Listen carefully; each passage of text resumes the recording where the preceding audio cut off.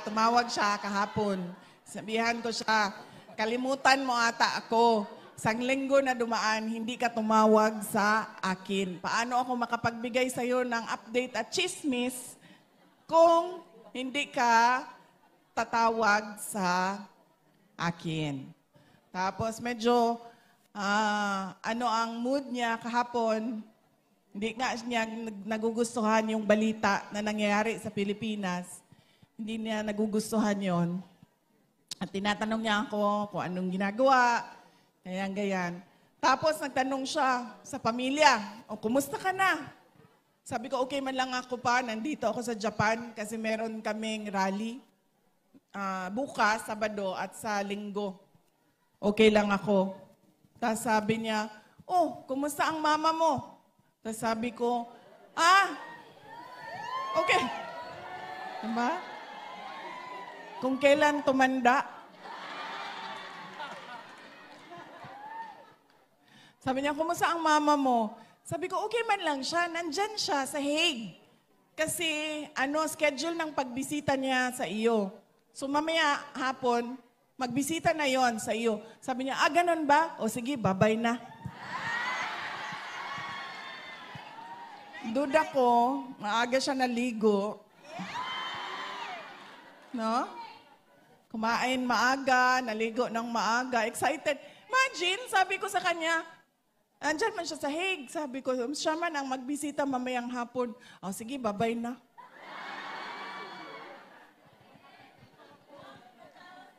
Mga tigulang, kiringking.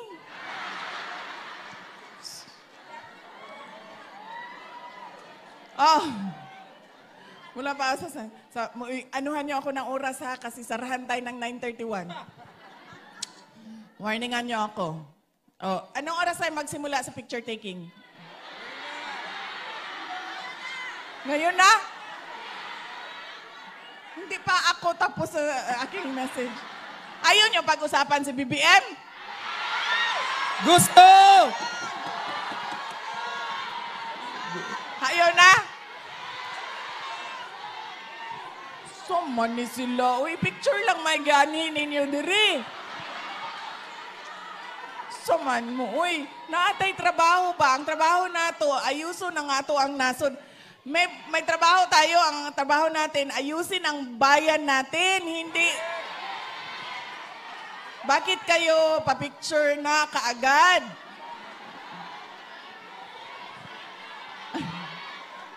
Sir, anong oras ang picture taking magsimula? Mahadlok yung ko. As in, kay nga no, nakitaan yun ako, gisaradaan yung ko gahapon lagi. Sa now. Anong oras ako magsimula sa picture taking ko?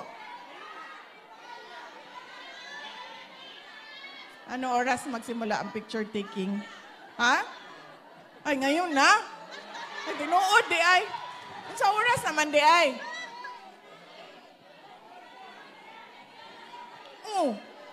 What, 9:30? Hanggang 9:30 tayo? 8:15 Mamalhin ta dito sa gawas. Nga naman di ay. Ay, sige, Ma'am Risa, Kita mo aning Ma'am Risa. Sige lang nagka-stroke.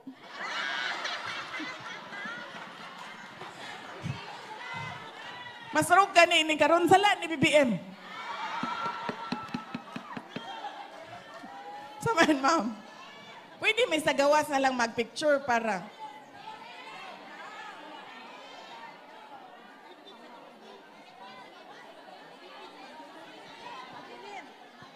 Madilim sa labas. Dili pwede sa gawas. Ngit-ngit. Anaan lang na itong flashlight. Flashlight. Pero pwede.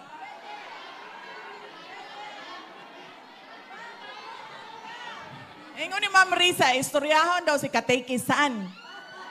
Kaya mananghin daw kay Katekisan. Di ba, wala naman tayo programa. Picture na lang man.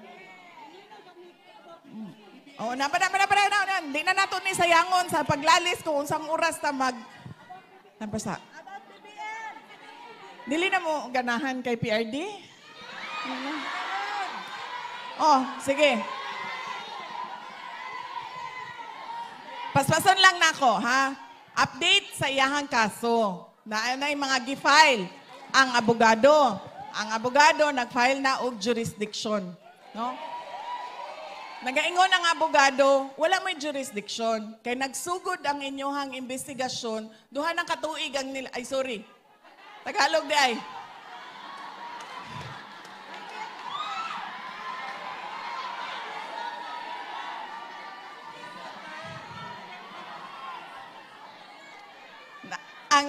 Ang kanyang ang kanyang abogado nag-file na ng petition for jurisdiction. Sinasabi ng kanyang abogado na wala na kayong jurisdiction sa kaso na ito. Dahil nagsimula ang investigasyon ninyo 2 taon na noong pag-alis ng Pilipinas sa ICC. Yan ang sinasabi ng abogado niya. At maraming legal experts at meron siyang kinuhang legal expert din na nagsasabi na tama nga, hindi na kayo pwedeng mag-imbestiga dahil tapos na yung 1-year period na pwede kayong mag-imbestiga after withdrawal. Ay, hindi ko alam yan, ma'am. Hindi ko pa alam kung makakauwi siya, ma'am. Hindi ko lang masagot kung kailan. Oh my God. Bring him home alive!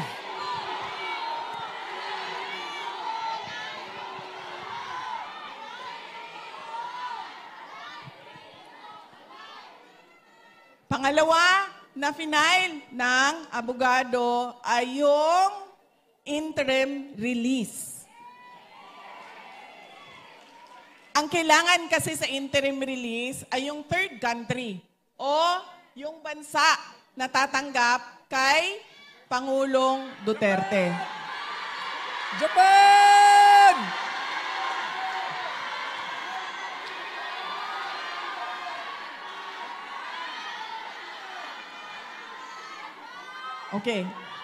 Okay, sandali lang. Tatagal tayo sa sigawan ninyo, sandali lang.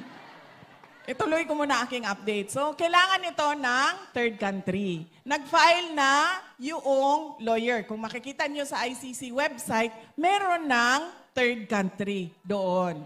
Meron ng isang bansa na nagsabi na okay lang na dito ninyo ilagay si dating Pangulong Rodrigo Duterte. Kung maalala ninyo, noong siya ay pinasok sa detention unit, medyo natagalan ang pag-file namin ng interim release.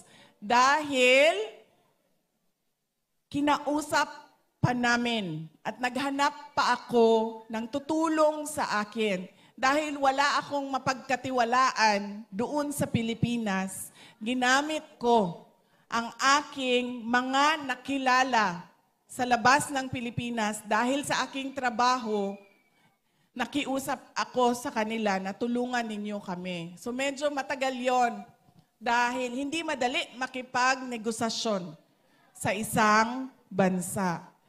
Pero, sabi ko nga, dahil sa pagdarasal ninyo, may mga good news na nangyayari. So merong isang bansa na nagsabi, sige, okay lang, dito ninyo siya dalhin. At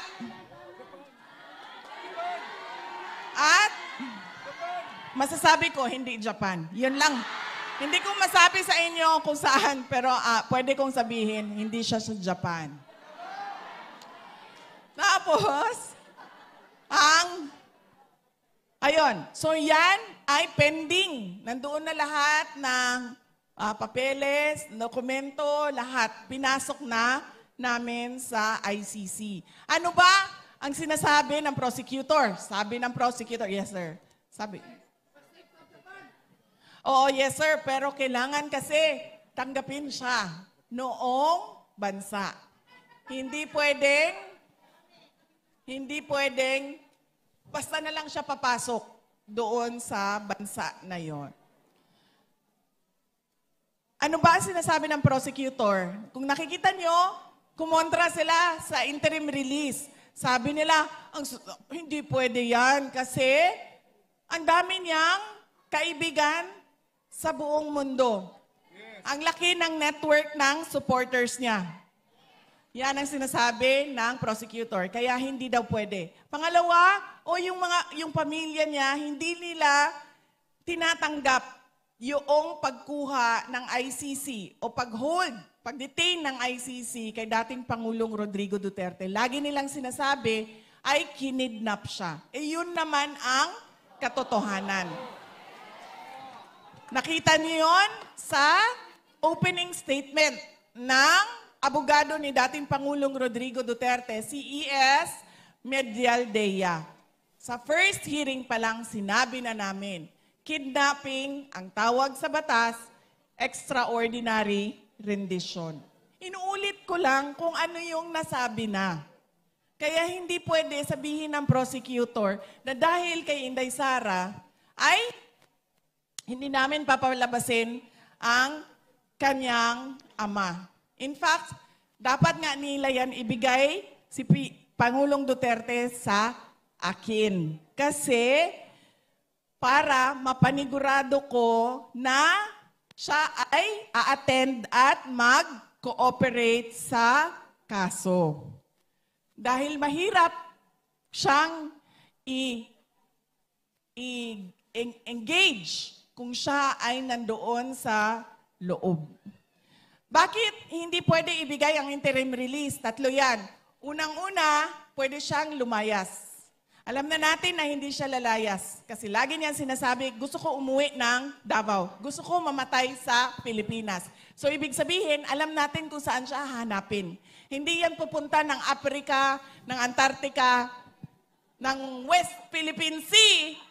Pupunta yan ng Davao. Magpapalibing yan sa Davao. Pangalawa, sinasabi nila ay posibleng mag-threaten ng witnesses. Buhay na buhay si Trillanes, buhay na buhay si De Lima, buhay na buhay lahat ng... Oy, ma'am! Buhay na buhay lahat ng buhaya. Sandali. Sinasabi ko sa inyo, hindi na bukas. Dahil bukas sa Davao City ay meron kaming lechon na buhaya. Promise. Kanina lang ay tumawag ang Crocodile Park. At sinabi nila sa akin, bibigyan namin ang prayer rally ng lechon na buhaya. Oh, hindi lang yan. Sabi ng kaibigan ko na merong bakery, sabi niya, Inday Sara, akong bahala sa cake mo na buhaya. Gaano kahaba yung cake? 3 meters? 4 meters. Buhaya. Pagpiestahan namin ang mga buhaya. Ano pa yun, ma'am? Saan na ako? Pwede siyang mag-threaten ng witnesses. At ang huli ay pwede siyang, nakalimutan ko na naman. Ano yung huli? Ha? Ipatuloy ang paggawa ng krimen kuno. Nakita naman natin na hindi na nag-oath, hindi na mayor ng Davao City si dating Pangulong Duterte. Ano ba sinasabi niya? Sabi niya, hindi ko magawa ang trabaho ko kung nandito ako. Hindi makatarungan para sa mga tiga-syudad ng Davao kung ang mayor nila ay nasa loob ng detention unit at may kaso na hinaharap sa ICC. So sabi niya, mamaya na lang yan kapag nasagot na at natapos na ang ICC ko na kaso. So yan yung mga tatlong bagay na pwede mong hindi ibigay ang interim release. Pero sa kaso ni dating Pangulong Duterte, wala ito lahat. Kaya nakikita ninyo, wala nang basihan sa batas ang oposisyon ng prosecution. Ang basihan niya, newspaper clippings, kung anong sinabi nito, anong sinabi niyan, ganun na lang ang basihan niya. Yan ang interim release. Ang huli ay nagsasabi ang abogado. Tingnan muna natin kung pwede pa bang mag-trial ang tao na ito. Meron kaming mga expert, ilabas natin ang expert, interviewin ninyo ang mga expert kung pwede pa bang mag-trial ang tao na ito. Yan ang tatlo na mga papel o dokumento na nasa loob ng ICC na hanggang ngayon hindi pa inaaksyonan. Na sinasabi natin, ibigay nyo yung interim release. Bakit? Wala kayong confirmation of charges, wala kayong trial date. Anong ginagawa ng tao na yan sa loob? 80 years old. Alam nyo ba, bago lang nagka-problema yung kapatid ko si Veronica. Kasi si Veronica yung nag-aalaga sa kanya. Ako yung nagpapagalit sa kanya. Pag mga chismis, ganyan, mga kung ano-anong pangpagalit, ako yun. Mga pangangailangan niya, gupit ng buhok, yung kanyang pagpapatina, paggupit ng kuko niya, yan kay Veronica lahat. Kain niya, damit niya, kapatid ko ang nagpapanigurado na maayos yan lahat. So ito lang, ang tagal niya naasikaso ang paggupit ng kuko. Kasi magpapaschedule si Veronica, darating ang maggupit ng kuko, pagdating doon ayaw niya magpaggupit ng kuko. Tapos malalaman ni Veronica dahil magrereklamo siya. Meron kasi siyang manicurista na simula 1990s hanggang ngayon, yun pa rin ang kanyang manicurista. So wala siyang tiwala sa iba. Sinasabi niya kay Veronica, baka masugatan ako. Pag masugatan ako, sabi niya, hindi niya daw gusto yung masakit dito sa gilid ba, ang groan. Pati doon sa paa. So nagpa-schedule ulit. Pagdating nung nail technician, ayaw na naman niya magpa-gupit. So, hindi ko na alam kung anong estado ng kuko ni dating Pangulong Rodrigo Duterte dahil napagod na ako sa pagbabasa doon sa group chat dahil pina-follow up ni Veronica ng pina-follow up ang kuko ni dating Pangulong Rodrigo Duterte. So, yan po. Yan po ang mga latest na updates sa kanyang kaso. Pagdating naman sa ating bayan, ay nakikita ninyo, di ba? Sumabog na ang 2025 budget. Yes. Kung maalala ninyo, July 2024 ako nag-resign. July 2024. Dahil yan din yung simula ng budget. Noong 2023, sinabi ko sa inyo, noong 2022, nagka-problema na kami sa DepEd budget. Dahil gusto nga nila kunin yung school building fund. Billion-billion kasi yan. Noong first year, hindi nila nakuha. Kasi nagawa namin ng paraan na sinabi namin, may department order kami. Kung ang na sumali sa kidnapping sa Turkey ng mga batang Pilipino. Nagawa nila, nakidnapin si dating Pangulong Rodrigo Duterte. Hindi nila magawang kunin at kidnapin si Zaldico pabalik ng Pilipinas. Ano lang nagawa nila? I-cancel ang travel authority. Hanggang dun lang. Tama ba yun? Bilyon-bilyon ang kailangan ko sagutin Tapos, ang gagawin mo lang, i-cancel ang travel authority. Di ba? Napakadali nun. I-cancel mo. Di aalis akong congressman. Nandito pa rin ako. Oo. Sabi niya kanina, ibalik ang pera ng PhilHealth. So ngayon, inaamin mo na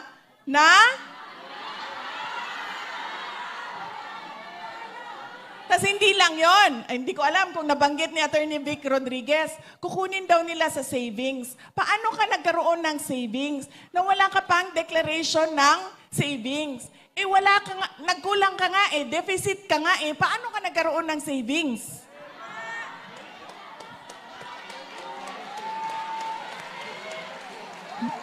Non-stop ang pambubudol at sobrang kapal ng muka na parang hindi na nahihiya na binubudol yung mga Pilipino.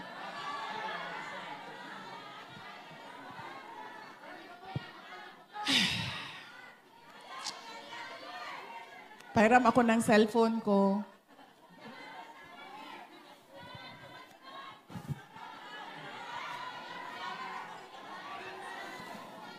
Ma'am. Yes, ma'am. Sa totoo lang, ma'am. Thank you, sir. Ay, sir. Gamitin ko lang yan para hindi mahulog ang cellphone ko. Yes, ma'am. Pero sabi ng anak ko, ma'am, this is so mommy levels.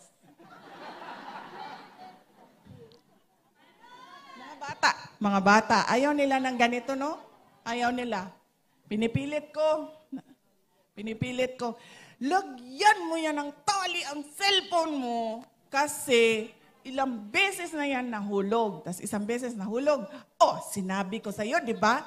Lagyan mo ng tali ang cellphone mo. Tapos sabi sa akin, mga nanay lang ang naglalagay ng tali sa cellphone nila. Totoo ba ito, ma'am? Bakit? Buwan yung mga bataan ni. May ganito, di ba? Kasi pagkatapos mo, ganyan ka lang, di ba? Tapos pagkatapos mo ng ganyan. Tapos, di ba sa kanila, hindi. Kahit nahirapan na sila dun sa malaki nila. Mas malaki pa yung kanila, di ba? Ganyan. Hirap na sila, ganyan. Dala-dala yung mga kape nila. Kape. Yung kape nila, yung cellphone nila. Ano pa yung dala-dala nila, ma'am? Yung electric pan nila, kape, yan, lahat. Lagyan mo ng tali para maluwang. Diba? Hindi talaga. Kasi nanay lang daw ang naglalagay ng tali sa cellphone. Ay, hindi na ako kilala ng aking cellphone. Oy!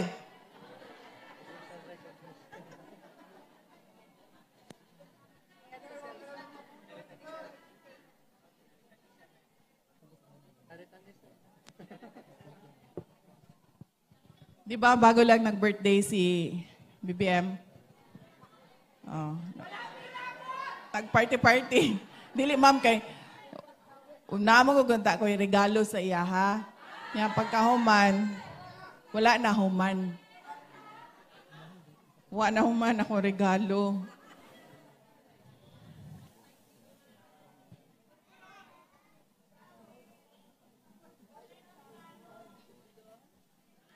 Kani.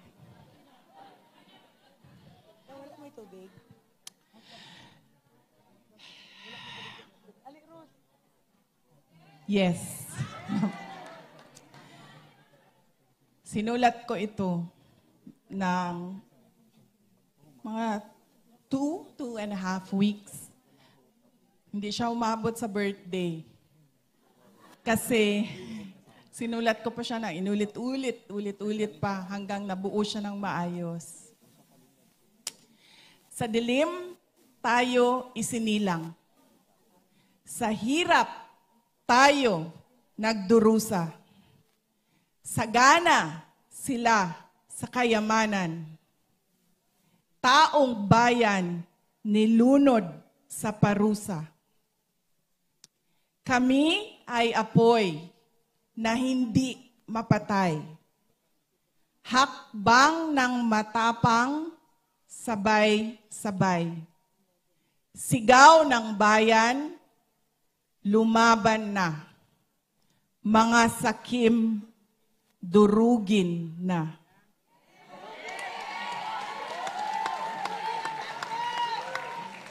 Mga bulok na pangako, palasyong pinatong sa ating buto. Krimeng itinago sa kasinungalingan. Kalayaan natin ipinagpalit sa ginto. Kami ay apoy na hindi mapatay. Hakbang ng matapang, sabay-sabay. Sigaw ng bayan, lumaban na. Mga sakim, durugin na.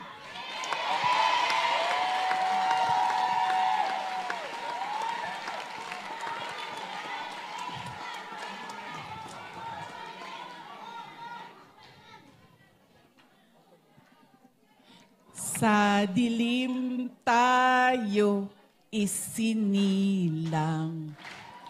Sa hirap tayo nagdurusa. Sagana sila sa kayamanan.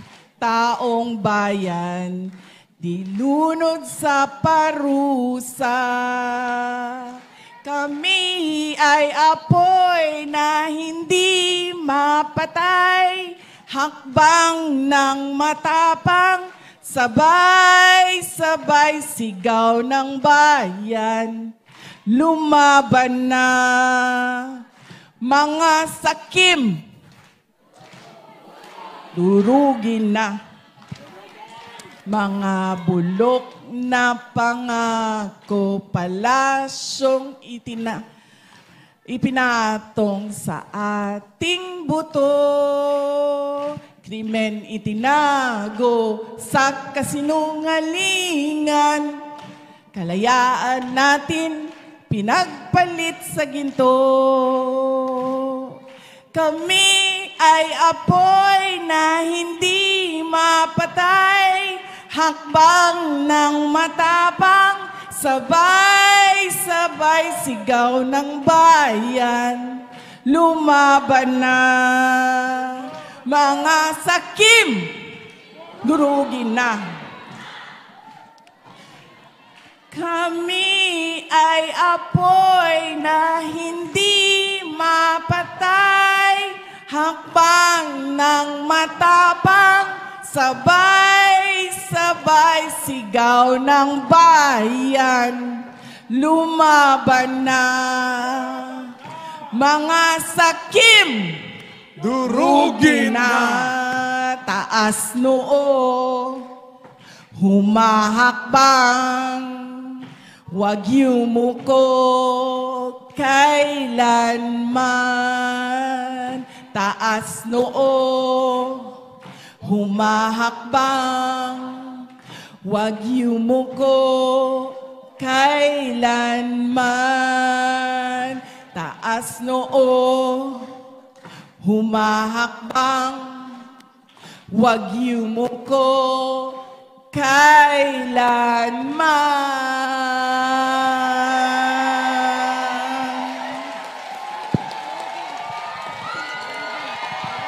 Durugin na! Durugin na!